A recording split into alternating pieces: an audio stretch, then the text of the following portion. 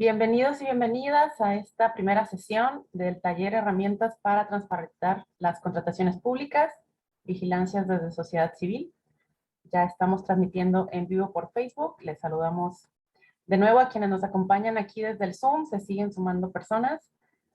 Y pues también a quienes estarán revisando la transmisión en vivo. Saludos hasta Mazatlán, Tabasco, aquí en Tijuana, Estado de México, Sinaloa, por supuesto, Oaxaca, Toluca. Muchas gracias por acompañarnos aquí en el Zoom y sigan, por favor, poniendo sus saludos para saber desde dónde nos acompañan.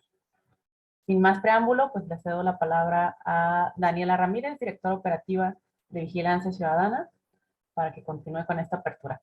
Por favor, Daniela. Muchas gracias, Magali.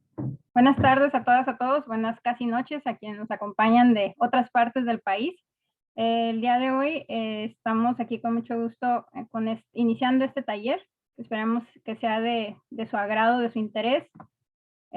Algunas observaciones para tomar en cuenta pueden presentarse en el chat. También el chat va a ser nuestro espacio de comunicación para todas sus preguntas y comentarios. Se está llevando a cabo una transmisión en vivo que podrán consultar posteriormente. Ahorita les voy a comentar cuál es el programa del día de hoy, pero para iniciar les platicamos un poquito de Vigilancia Ciudadana. Vigilancia Ciudadana somos quienes estamos convocándoles a este espacio, a este taller. Somos un grupo especializado en igualdad de género, temas de igualdad de género, prevención de la violencia, juventudes, derechos políticos. Buscamos a través de educación, de actividades de educación cívica, comunicación, investigación e incidencia política, contribuir a contar con gobiernos locales basados en resultados.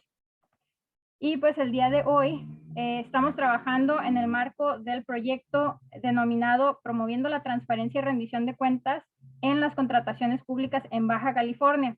Nuestro objetivo es incidir en una mayor transparencia y rendición de cuentas en los procesos de licitación y adjudicación directa para entes proveedores de obras y servicios a gobierno en Baja California. Es específico la mención en Baja California, pero como verán ustedes, los temas nos aplican a todo el país. El proyecto se lleva a cabo con el acompañamiento de Iniciativa Sinaloa, con el Border Center for Journalists and Bloggers y apoyo del International Center for Journalists y la Agencia de los Estados Unidos para el Desarrollo Internacional. El objetivo de este taller es sensibilizarles sobre riesgos de corrupción en las contrataciones públicas, así como los mecanismos que tenemos accesibles para la denuncia y seguimiento. Y como habrán visto en la información, son 2 sesiones. El día de hoy es miércoles 27 de julio. La próxima sesión y la segunda sesión es el próximo miércoles 3 de agosto. El horario es horario pacífico. Ahí espero que no haya habido confusión para quienes están en otras partes del país. Entonces, y también estamos acotándolo a 1 hora, por lo que buscamos que sean sesiones muy ágiles y que cualquier comentario y cualquier duda que se quede al pendiente las atenderemos en la medida de lo posible. Para el día de hoy vamos a iniciar con una presentación de parte de la periodista Isabel Mercado y continuaremos con otra presentación de parte de la compañera Cibeli Cañedo de Iniciativa Sinaloa. Y como ven, tendremos un espacio para preguntas y comentarios, así es de que tendremos este tiempo asignado para asegurar atender. Lo que se vaya quedando lo resolvemos para la siguiente sesión.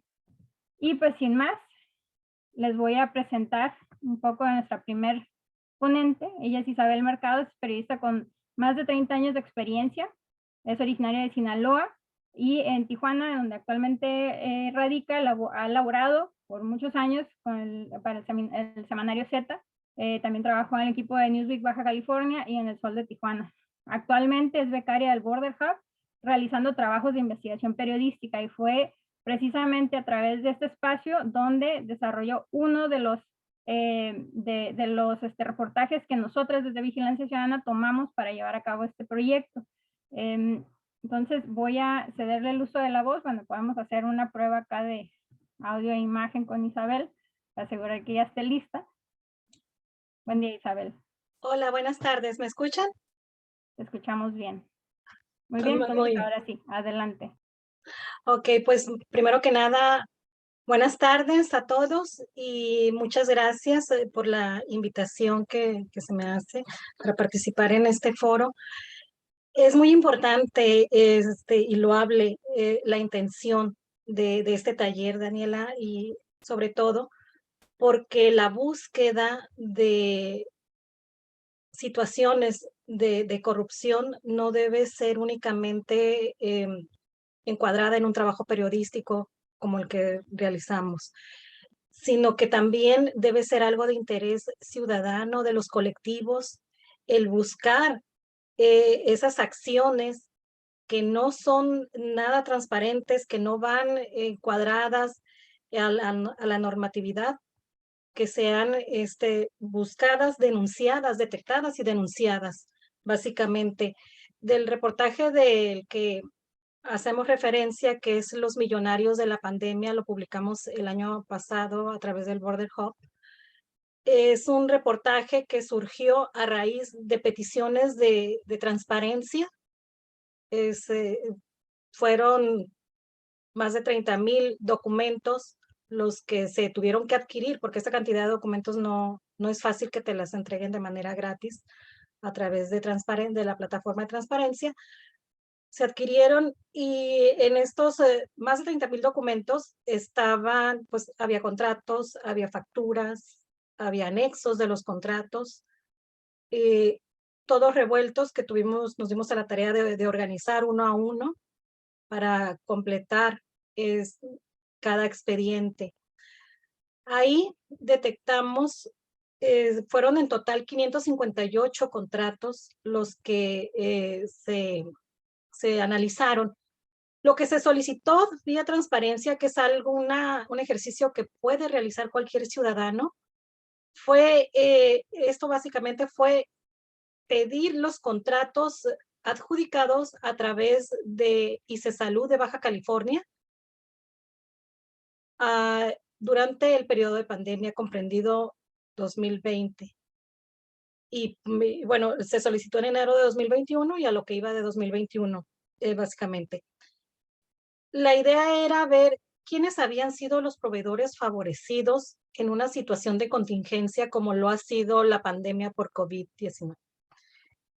De qué manera el gobierno había manejado los recursos públicos en un área tan sensible como es la salud pública. No fue fácil obtener estos documentos, repito, ya que se tuvo que organizar. Para ello, la organización, cuando se hacen peticiones de transparencia y se obtienen bases de datos o se obtiene cantidad de documentos como esta, es más fácil ordenar. Yo lo hice a través de un Excel, habrá quienes utilizan otros medios. Contrato por contrato, el monto asignado, qué tipo de adjudicación se había dado, quién era el proveedor, cuándo se firmó ese contrato, si las facturas cobradas por los proveedores correspondían al monto que se había establecido en los contratos, si el servicio que se iba a proveer o el producto que se iba a adquirir a través de esos contratos era lo acordado a través de estos convenios, si no había irregularidades. Y bueno, después de analizar esos 558 contratos, encontramos en este reportaje que ninguno de ellos, a pesar de los montos millonarios que en la mayoría de ellos se entregó, en ninguno de ellos se licitó. A excepción de 3 en los que se había convocado cuando menos a 3 participantes a postularse como proveedores, que fue así. A excepción de esos 3, el resto, estamos hablando de 555 contratos, fueron adjudicados de manera directa. Esto es, sin una licitación de por medio, sin mayor investigación, sin determinar si había otros proveedores que pudieran dar ese servicio o producto a un mejor precio y de una mejor calidad. Así fue como empezamos a detectar, esa fue la primera irregularidad que encontré en el análisis de estos documentos. También fue una sorpresa porque fue se tuvo que analizar también a quién pertenecían esas empresas, quiénes eran las empresas. Y encontré que entre esos contratos se había hecho una ampliación de un convenio a una empresa que estaba en ese momento inhabilitada. Había sido inhabilitada desde agosto de 2019 por la Secretaría de la Función Pública por una situación que había con el IMSS, una irregularidad que había habido con el IMSS. Se inhabilitó a la empresa Aplicaciones Médicas Integrales y no obstante, el gobierno de Baja California le amplió un contrato de 23 millones de pesos, estando en un periodo de inhabilitación. La inhabilitación fue publicada en el Diario Oficial de la Federación, advirtiéndose a los 3 niveles de gobiernos que estaban imposibilitados de realizar cualquier tipo de convenio con esta empresa. Eso no le importó al gobierno de Baja California, que le siguió dando contratos públicos. Entre los hallazgos, también encontramos la imagen que ven ahorita en pantalla, es de la empresa, de las oficinas de la empresa Ballet Personalizado en Custodia Empresarial, VAPE. Esta empresa de seguridad nació por allá en el sur del país y alrededor de 2013 inició Luis Javier Algorri Franco, quien es un personaje conocido aquí en Baja California. Había estado en la administración de Jorge Hahn en seguridad y posteriormente en el gobierno de Jaime Bonilla Valdés, fue su secretario del Trabajo. Luis Algorri, al adquirir acciones en esta empresa, adquiere un mínimo de acciones y va creciéndola durante los últimos años.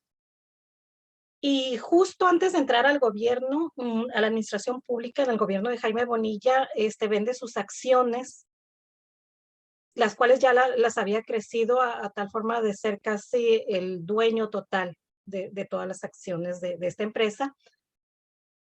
Y casualmente, al entrar, él deja la empresa, entra al gobierno y VAPE empieza a obtener contratos millonarios por parte del gobierno de Baja California para la custodia de varias dependencias, entre ellas las de ICE Salud.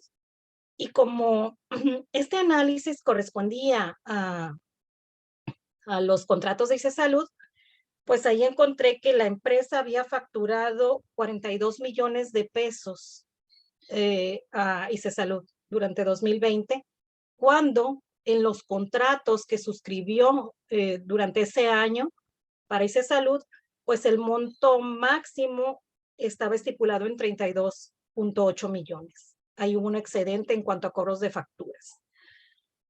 ¿Qué otra cosa también encontramos? Que personas físicas sin solvencia, sin tener siquiera una oficina establecida, sin tener incluso registros ante el SAT, algunos de ellos no localizados, fueron contratados como proveedores. Un caso que documenté aquí en este reportaje es el de Cristian Genaro Domínguez Cabriales. Este proveedor se fue contratado por más de 3 millones de pesos para proveer el servicio de lavandería en los hospitales de ICE Salud. En los contratos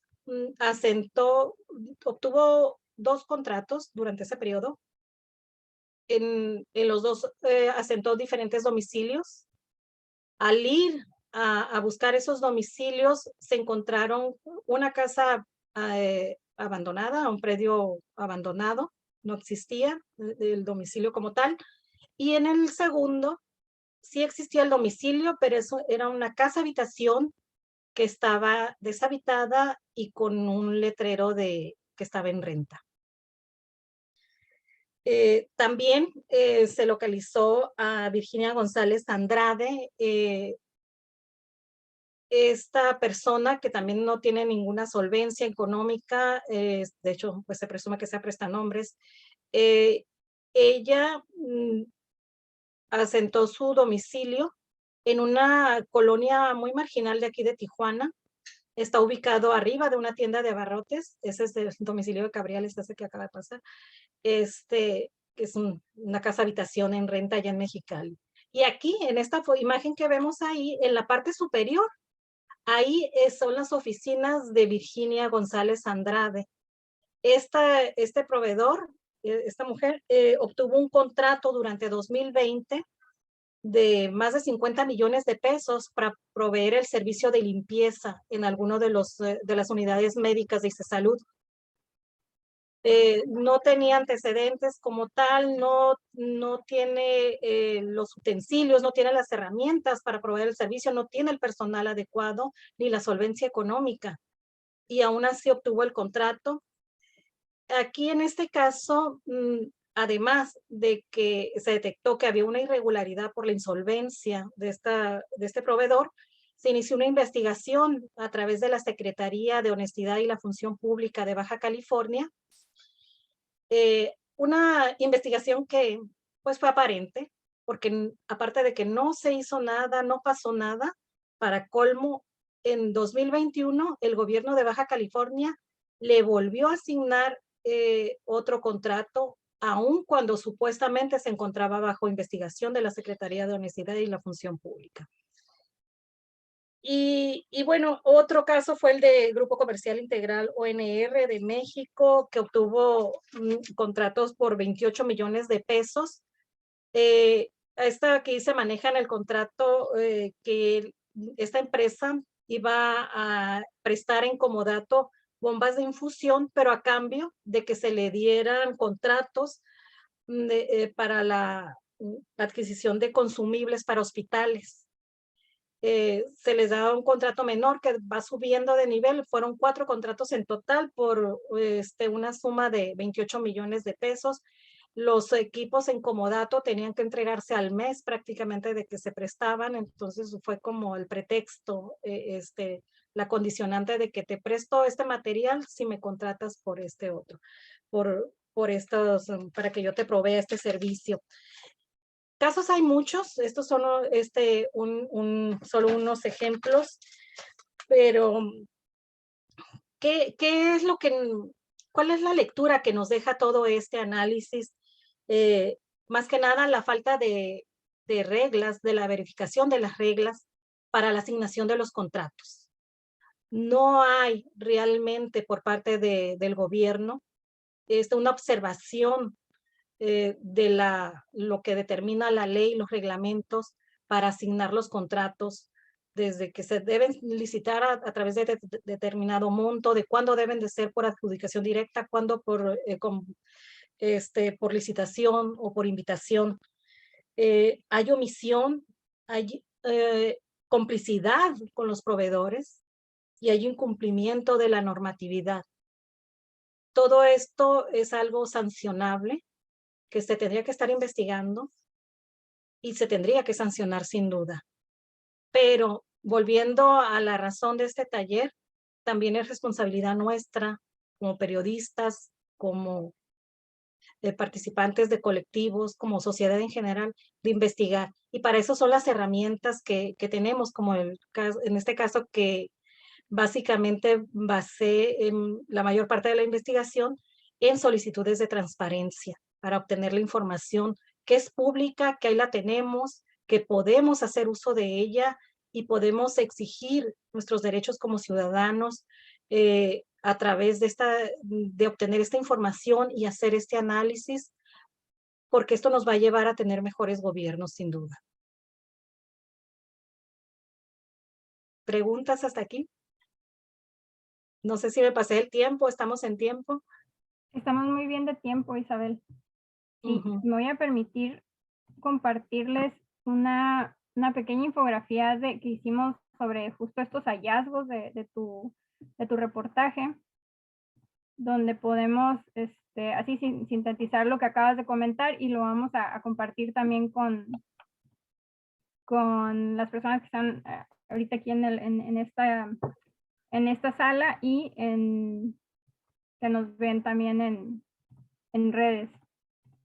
Lo que comenta, bueno, algo que ahí que no quiere comentar Isabel, pero que a partir de no nada más de este trabajo periodístico, sino en sí del trabajo de la función pública en Baja California, no hubo ninguna sanción a ningún funcionario, y hablamos en masculino porque pues la mayoría de los funcionarios son hombres. Hubo una declaración del titular de la Secretaría de Salud que comentaba pues que estaba al pendiente, ¿no? de cualquier resolución que se fuera a dar, y pues nosotras vemos que después de por lo menos un año no ha habido más. Entonces desde sociedad civil organizada, pero también desde la ciudadanía, pues podemos poner ahí una observación del hecho de que no hay una rendición de cuentas de parte del gobierno. Otra cosa también que podemos puntualizar es que lo que se mencionó durante pandemia y también que fue la principal justificación del gobierno del estado de que estas compras, estos contratos fueran por adjudicación directa, lo nombraban por el decreto de emergencia sanitaria. Si bien pues todo sucedió durante el periodo de la pandemia a partir de marzo 2020, también en tu reportaje, Isabel, encuentras, ¿no? que nuestra legislación, nuestra normatividad aquí en lo local, pues sí tiene esa prerrogativa, ¿no? Sí le permite al funcionariado público decidir si se va por adjudicación directa. Sin embargo, no es factible que sea en ese porcentaje. Y ya lo hemos estado viendo también en otros estados, y creo que muchas de las personas que están aquí, que son de otras partes del país, coincidirán que es una práctica común, y eso no significa que sea una práctica adecuada, correcta. También desde Iniciativa Sinaloa han emprendido un trabajo, un proyecto justamente para ir identificando estos grandes sesgos entre adjudicaciones directas y los demás procesos de contrataciones. En el chat igual comentan, al final vamos a tener esta sesión de preguntas y respuestas, decir de que vamos a continuar con Sibeli para justo que nos alcance el tiempo al final y podamos aprovechar el tiempo. Entonces les voy a compartir esta diapositiva, esta infografía, y continuamos entonces, Sibeli. Déjame compartir. Muchas gracias, Isabel. Sí, un aplauso silencioso.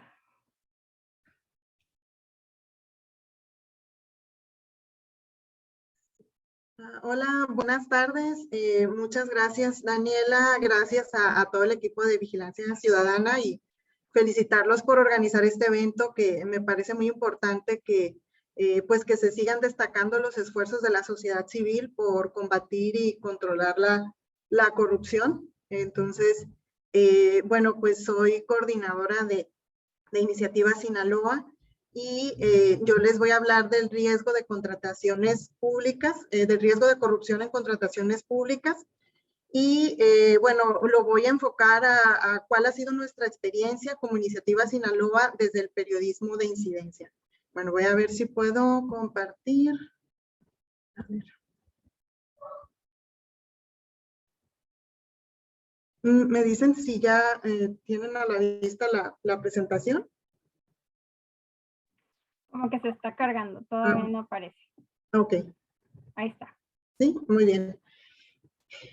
Bueno, pues esta presentación no pretende ser algo como algo, digamos, una presentación definitiva de resultados, ¿no? Más bien es algo en lo que hemos estado trabajando, y sobre todo a mí me interesa compartir qué es lo que nosotros hemos aprendido, ¿no? Ahorita les voy a comentar, ¿no?, qué es Iniciativa Sinaloa. Y me gustaría comenzar por el principio, ¿no? ¿Qué entendemos por corrupción? Y bueno, me disculparán a lo mejor quienes nos escuchen que ya tengan mucha experiencia en el tema, y aprovecho para saludar a todas las personas que nos ven en redes sociales. También quizá haya personas que no están tan familiarizadas con esta temática. Y bueno, se considera por corrupción, en términos muy generales, el abuso de un cargo público para obtener beneficios privados, ¿no? Son algunas definiciones muy generales, ¿no? Aquí tenemos otra de Transparencia Internacional: todo abuso del poder público con fines privados, ¿no? Si se fijan, siempre está esta combinación, ¿no? De la parte pública, pero también la parte privada. La corrupción es un fenómeno muy complejo, que lo podemos ver aquí, bueno, la definición de la Real Academia Española, como también sobresale que la corrupción puede ser vista incluso como un tema de usos y costumbres. Hay enfoques también teóricos muy importantes acerca de la corrupción como un fenómeno cultural, ¿no? O sea, se puede estudiar desde muchos enfoques. El que nos interesa más a nosotros es el que tiene que ver con el uso de los recursos públicos. Algo que me gustaría comentar antes de esto, a ver, parece que se me pasó una diapositiva. Bueno, comentar que la corrupción va en dos sentidos, ¿no? Es la parte pública, pero también la parte privada, ¿no? Aquí una definición que tiene que ver con esto precisamente. La corrupción consiste en la violación de una obligación por parte de un funcionario público o representante popular con el objeto de obtener un beneficio personal en forma de dinero o regalos de la persona que lo soborna o a quien extorsiona. Sin embargo, bueno, hay modelos que estudian la corrupción de una manera más específica.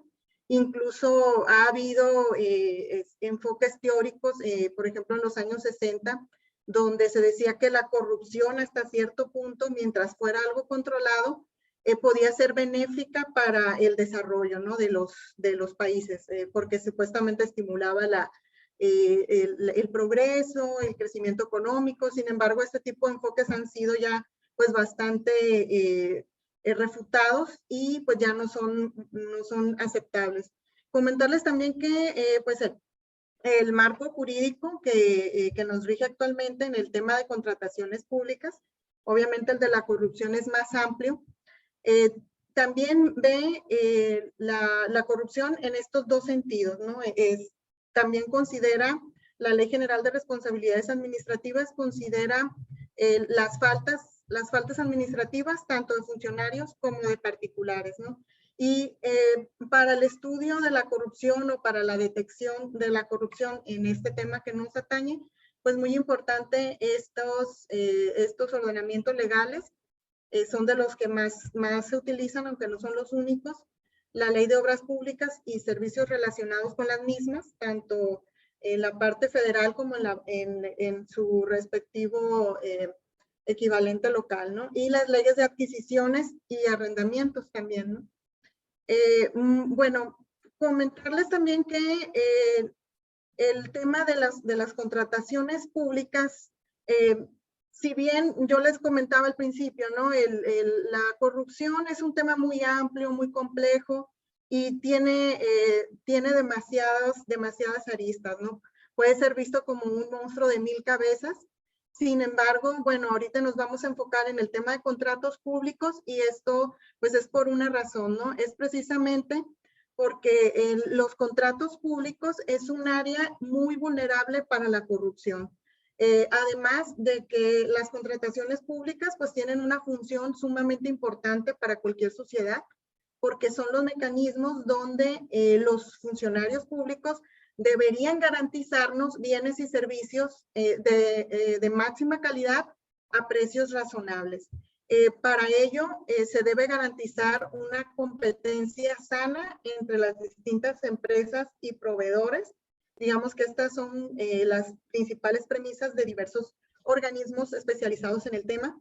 Las contrataciones públicas, por ende, deberían ser planeadas de esa manera, priorizando siempre el bien público y no los intereses privados. Sin embargo, lo que vemos es lo contrario. Vemos que prevalecen prácticas más bien monopólicas o muchas ocasiones procedimientos simulados que subvierten la función del contrato público, que ya no los funcionarios incluso los particulares pues ya no lo ven como algo para satisfacer las necesidades de la población, ¿no? Es decir, construir carreteras, hacer un sistema eficiente de drenaje, de agua potable, etcétera.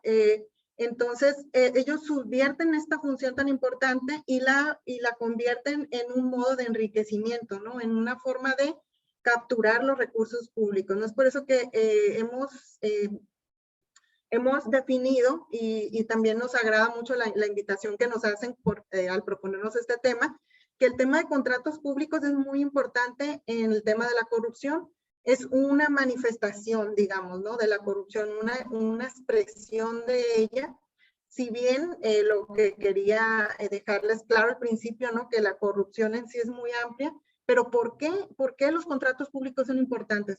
Es pues por esto que les acabo de comentar, y además porque se basan en un alto grado de discrecionalidad para la toma de decisiones. Es decir, nuestros funcionarios, a pesar de las leyes que hay, tienen un margen muy amplio para ellos tomar la decisión. Y como bien nos lo explicó la compañera Isabel Mercado, quien pues hizo su reportaje de los millonarios de la pandemia, que es muy buena investigación, por cierto.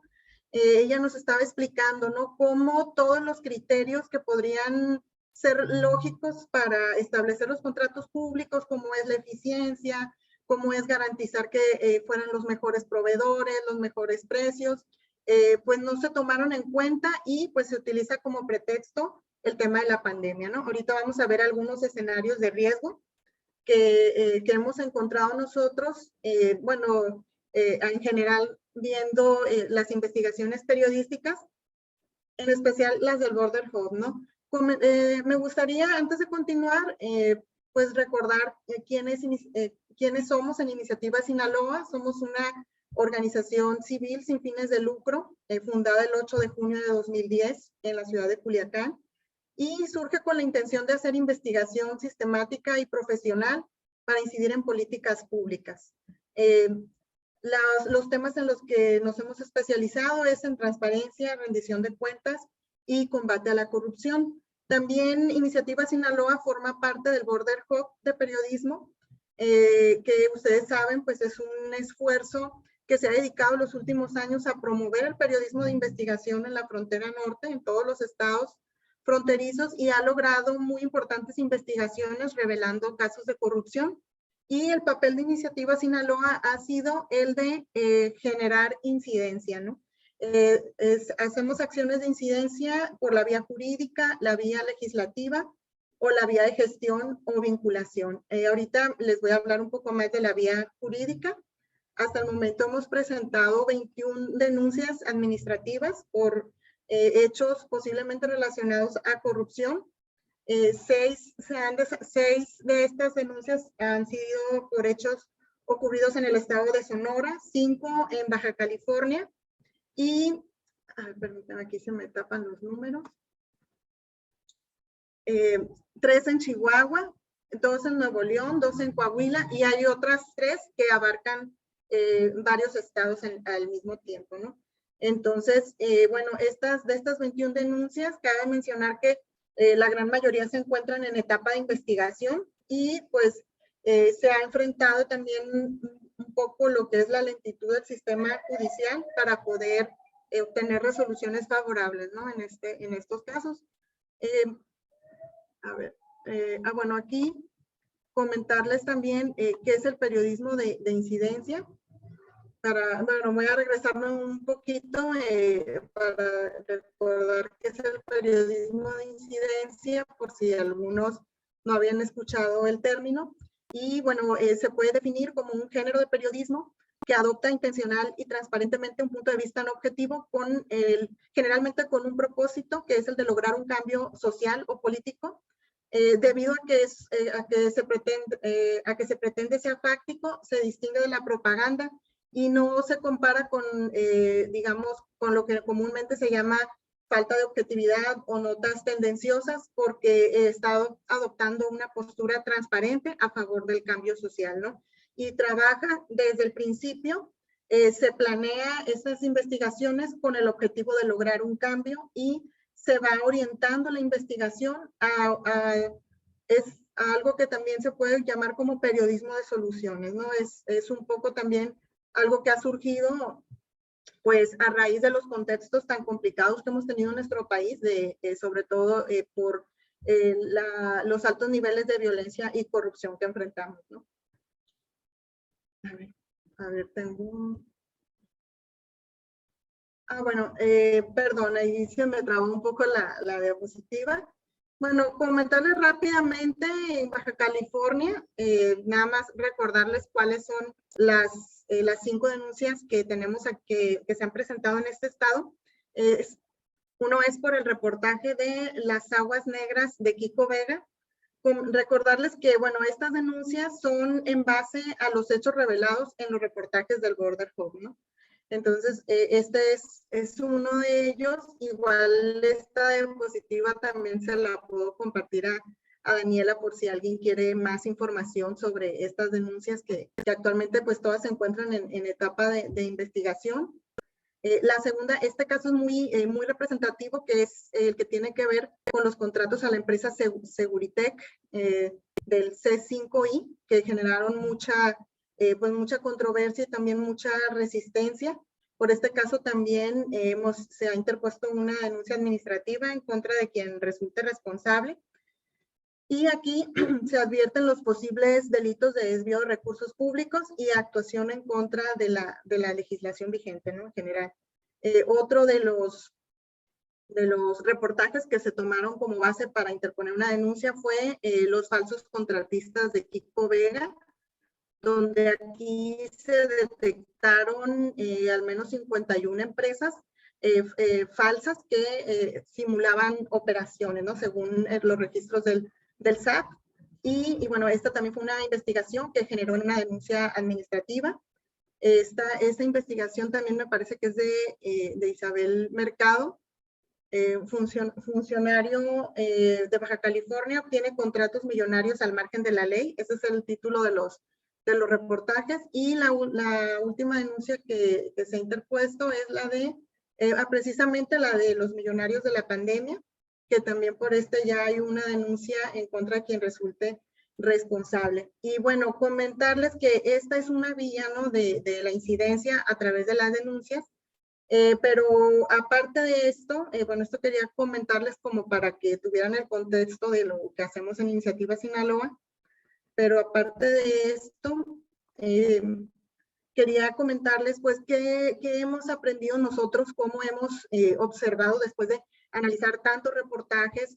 Actualmente pues ya van más de 100 reportajes publicados en el Border Hub y nos reflejan una problemática que es compartida en la región, ¿no? Donde vemos diferentes prácticas de riesgo de corrupción y donde también se advierte que no es un problema común, sino que, no es un problema que ocurre en un estado, que ocurre en un municipio, sino que es un problema muy generalizado en los estados de la frontera y me atrevo a decir que en todo el país. Y bueno, ¿cuáles son como estas grandes áreas donde podemos detectar esas prácticas de riesgo? Y bueno, pues una es la falsa competencia, que es lo que veíamos, por ejemplo, con lo que nos explicaba Isabel, ¿no? En su reportaje, ¿no? Cómo, hay adjudicaciones directas y no se toman en cuenta los criterios de efectividad, los criterios económicos o técnicos para adjudicar esos contratos.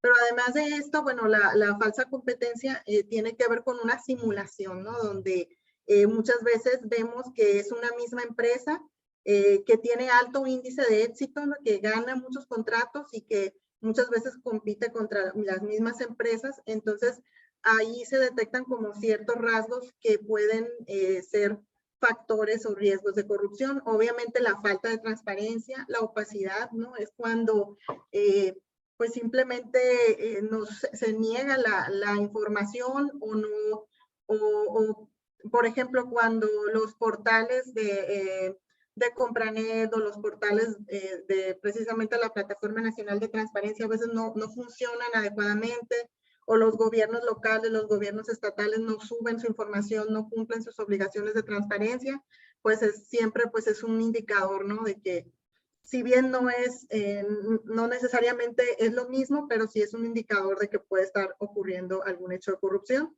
La información inconsistente, cuando la autoridad proporciona información que no es consistente, pues también es un indicador de corrupción. Las asignaciones discrecionales, ¿no? Que eso sí nos los explicó muy bien también Isabel en su presentación, y la hemos visto a lo largo de muchos otros reportajes. ¿Qué es lo que nos ha servido a nosotros o qué es lo que hemos tratado de hacer? Tratar de ver este fenómeno. Sí, también cada caso, ¿no? Cada caso como para interponer una denuncia, pues se analiza ese caso y los hechos que tienen que ver para que sean constitutivos de delito y que haya evidencias para que puedan proceder, ¿no? En una denuncia. Pero también tratamos de ver, bueno, cuáles son los patrones comunes que se encuentran en todas estas experiencias que nos han relatado los periodistas. Tratamos de buscar, bueno, cuáles son los modelos, cuáles son esos esquemas de corrupción que al final se articulan para la captura del presupuesto público, ¿no? Y hemos visto que sí se repiten, ¿no? Que son prácticas que si bien, bueno, funcionan en un municipio y luego vemos que están en otros municipios también, en otros estados.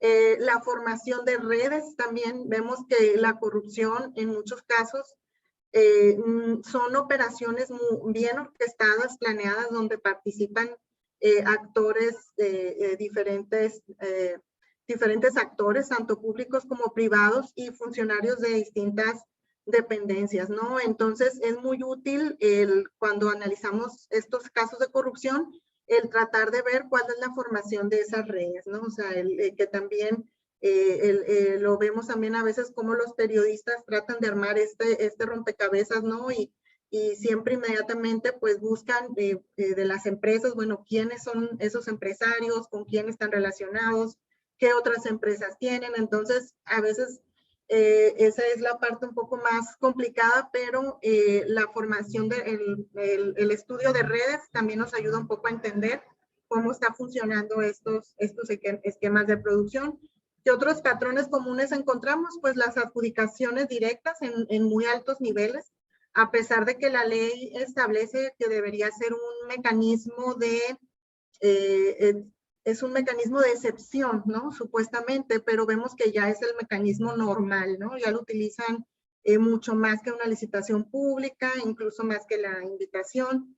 Entonces, pues también ese es como un foco de riesgo, sobre todo porque muchas veces vemos que esas adjudicaciones no cuentan con los estudios que justifiquen las adjudicaciones.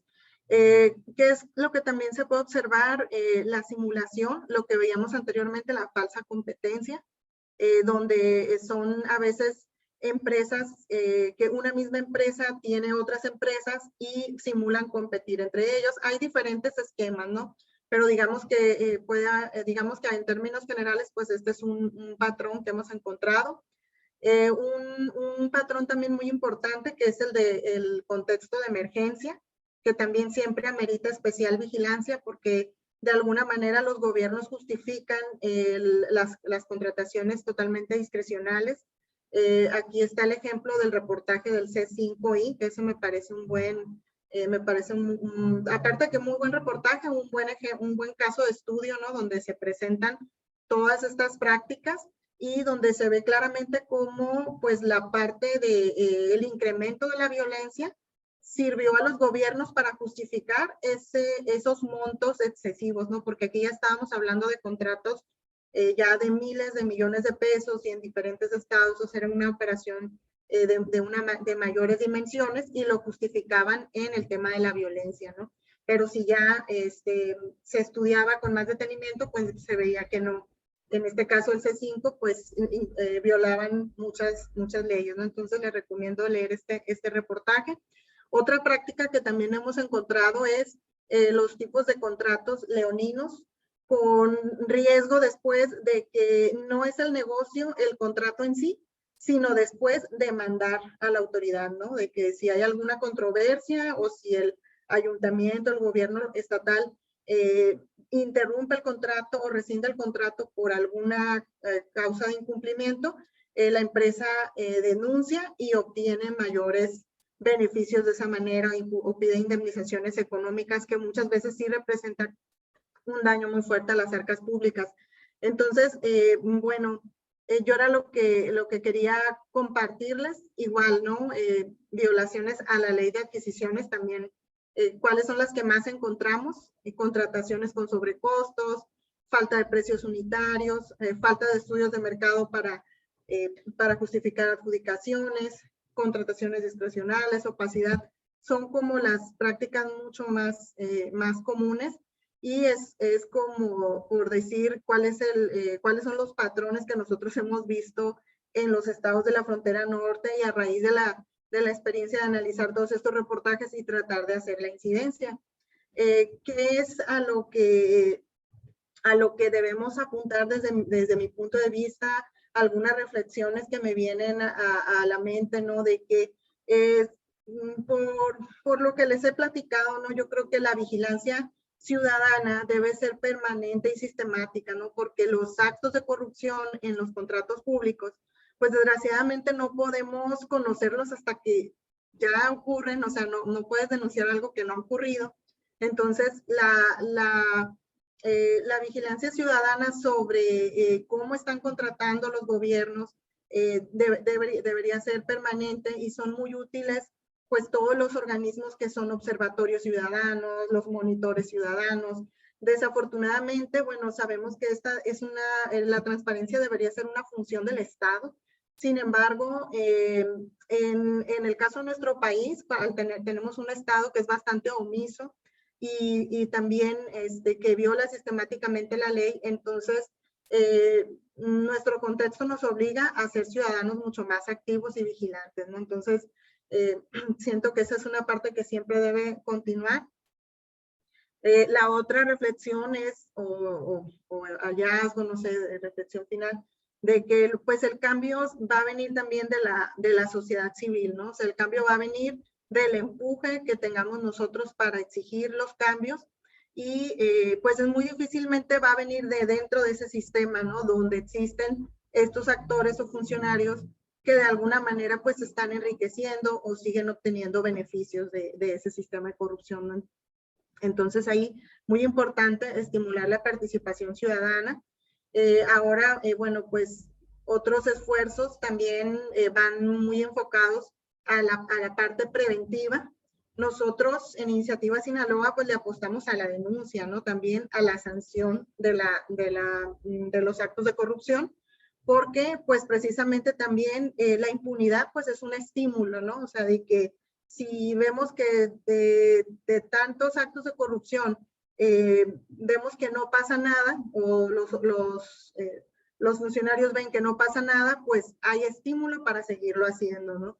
Entonces, también se han apostado a estrategias de prevención y una de ellas es la utilización de inteligencia artificial y la Big Data para detectar riesgos de corrupción y prevenirla. ¿Esto en qué consiste?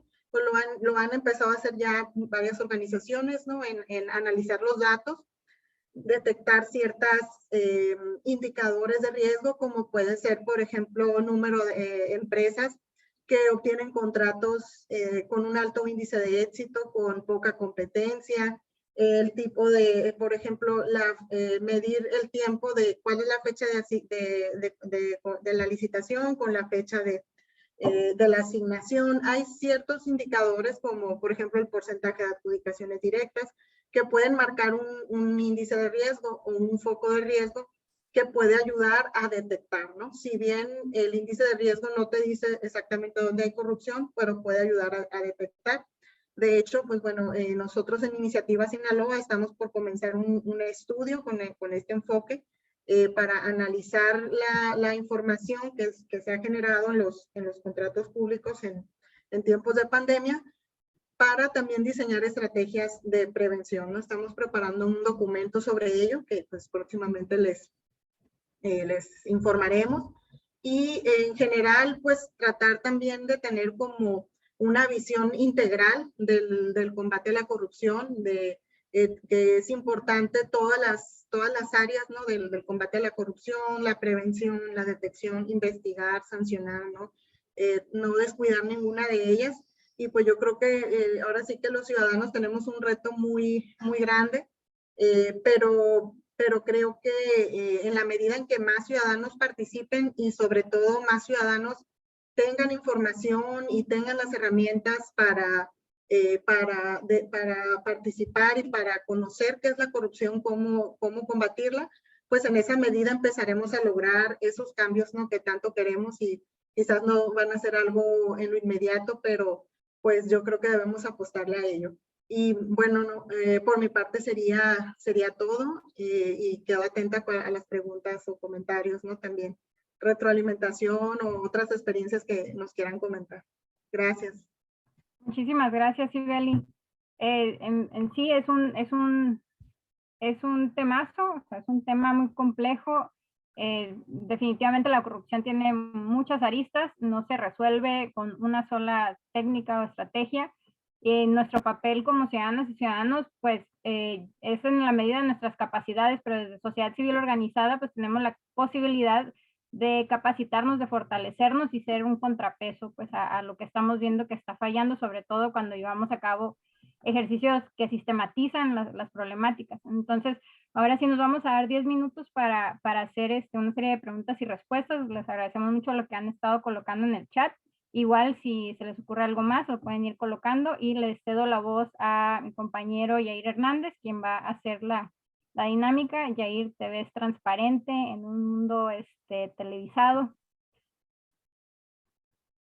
No te ves. Y adelante, Yair.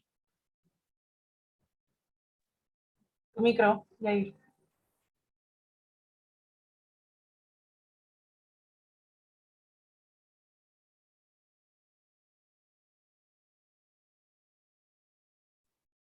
Gracias, ya decía yo. Pues muy interesante, Sibeli, y a Isabel Mercado por compartirnos estos hallazgos. Por ahí fui leyendo algunos comentarios que hacen Alejandro, Sheila, Eduardo, Marco y Jessica, y algunos uno tiene que ver con la norma, ¿no? Creo que para ambas aplican. Si ven conveniente como una ley general, ¿no? De contrataciones públicas, y la otra de Alejandro es similar, ¿no? Es para ambas. Para Isabel sí se solicitó un número particular, ¿no? Ahora sí que es de solicitud de información, cuántas se hicieron y qué se solicitó en particular en cada una de ellas. Si tienen y nos pueden compartir ese dato, sería interesante. Y por acá Eduardo comenta que cuál es el papel, ¿no? de los comités vecinales en este tipo de investigaciones. Michael, por su parte, si ustedes han recibido algún comentario o en su efecto, por el contrario, alguna amedrentación por este tipo de investigaciones, ¿no? que exhiben sobre todo el funcionamiento público. Y por ahí hay dos comentarios, ¿no? A Marco es que sí se le van a hacer llegar las presentaciones en el correo al que se registró. Y para Jessica, si Vigilancia Ciudadana obtiene financiamiento para demanda y investigaciones, hasta el momento no. Por ahora estamos trabajando justo en este plan, implementando este plan de incidencia con apoyo a Iniciativa Sinaloa. Adelante a las ponentes. Si pueden darnos un comentario general, ¿no? A partir de estas preguntas interesantes que nos comparte la audiencia. Ok, en cuanto a las solicitudes que realicé, pedí los contratos. Es muy importante cuando queremos saber quiénes son los proveedores, no solamente requerir los contratos. Hay que pedir facturas, hay que pedir recibos, hay que pedir anexos, porque muchos de los goles los meten en los anexos, donde hacen cambios, hacen ciertas especificaciones que en los contratos no las asientan. Entonces, es lo que pedí, básicamente contratos, facturas y anexos. Y bueno, en cuanto otra de las preguntas era pues el papel de los comités de ciudadanos, ¿no? Es muy básico. Los ciudadanos tienen la información de primera mano de lo que sucede en sus comunidades. Ellos ven si el gobierno anuncia que se va a pavimentar una vialidad o realizar determinada obra, ellos deben de vigilar que esa obra se vaya a realizar donde se dice, si es la pavimentación, el bacheo, quién lo hace, con qué calidad se está realizando. No hay que olvidar que se hace con nuestros recursos, que debemos de ser vigilantes en todo momento. Y si detectamos alguna irregularidad, pues denunciar. Eso es muy importante. Y en cuanto a la determinación de una normatividad general para establecer los contratos, sí está bien especificar de qué manera las sanciones que se tienen que aplicar a quienes incumplan, a aquellos funcionarios que incumplan, si no se cumple esta normatividad, pero sobre todo, y lo comentaba ahí en el chat, sobre todo debemos de ser exigentes porque ya hay instancias encargadas de realizar esta vigilancia.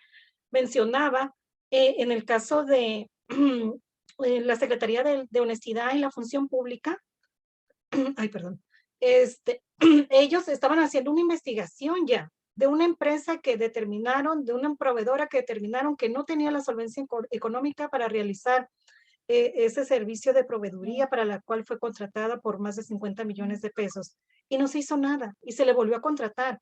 Entonces, ¿cuál es el papel que está jugando esa instancia? ¿Qué ha hecho la Secretaría de Honestidad y la Función Pública? ¿Qué sanciones? O sea, ¿está de membrete porque no se actúa? ¿O qué está pasando? O sea, ¿cuánto recurso absorbe esa dependencia y por qué no está dando resultados? Entonces, el papel, y volvemos al papel de los ciudadanos, no solo de los comités de ciudadanos, sino en general. Nuestro papel es ser exigentes, ser vigilantes, pero ser exigentes con nuestras autoridades. Esa sería mi respuesta.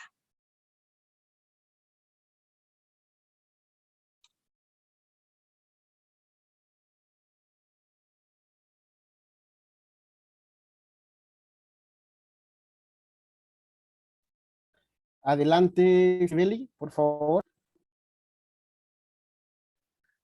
Sí, bueno, en torno a las preguntas que han hecho, y bueno, yo quisiera agregar nada más algo en el mismo sentido que comentó Isabel, en el tema de las sanciones, ¿no? Porque, por ejemplo, en el caso de Iniciativa Sinaloa, pues se han interpuesto las denuncias, pero sí vemos cómo hay muchas trabas, ¿no? Incluso también a veces incluso para que nos den la información de cómo van los casos. Ha habido, de hecho, en Baja California, el mismo gobierno reservando la información del expediente del caso de las aguas negras de Kiko Vega, de esa denuncia. Entonces, que se tuvo que interponer un recurso para impugnar esa reserva de información. Entonces, vemos que hay mucha resistencia de las autoridades, ¿no? Entonces, yo creo que allí creo que deberíamos de observar más qué está pasando con los órganos que deben de sancionar, ¿no?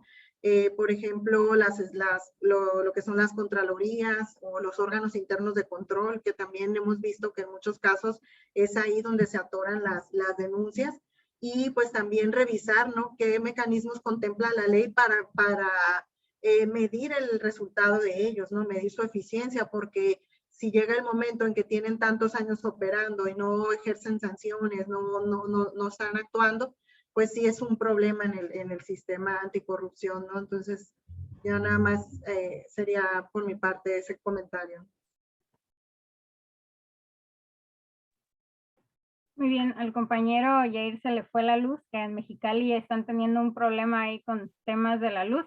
Les agradezco mucho a las dos, Isabel Mercado, Sibeli Cañedo, por su participación, por sus comentarios y respuestas a estas preguntas. Quedan varias todavía, muy importantes, no las vamos a dejar a un lado. Está el tema de los hallazgos de las empresas fantasmas, y también el cómo, si existen mecanismos que promuevan la participación ciudadana en el demandar. Esas son dos cosas que sí vamos a tocar un poco más la siguiente semana. Les invito encarecidamente, con todo mi corazón, que nos acompañen el próximo miércoles, porque vamos a continuar con esto. Va a participar Daniel Elizondo, también de Iniciativa Sinaloa, y nos va a platicar del ejercicio que han hecho para presentar denuncias, las denuncias formales.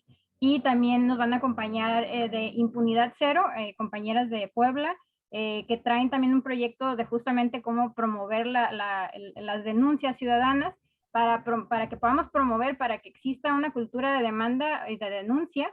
Sí debemos de conocer el cómo. Entonces, eso de ahí también parte, y que al final de cuentas gobierno o el Estado nos deja la responsabilidad a nosotras de informarnos, de capacitarnos, de fortalecernos, de saber cómo hacer las cosas, y justamente pues es desde ahí desde donde estamos partiendo para este proyecto. Pero coincido con una compañera que acá nos comenta de que nos inculcan miedo para no hacer demandas o denuncias, pero debiera existir algo para hacer crecer esto de manera disruptiva.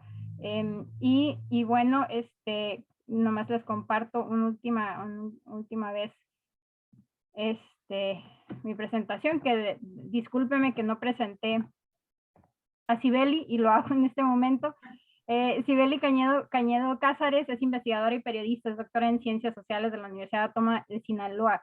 Ha laborado en distintos medios de comunicación como reportera y editora.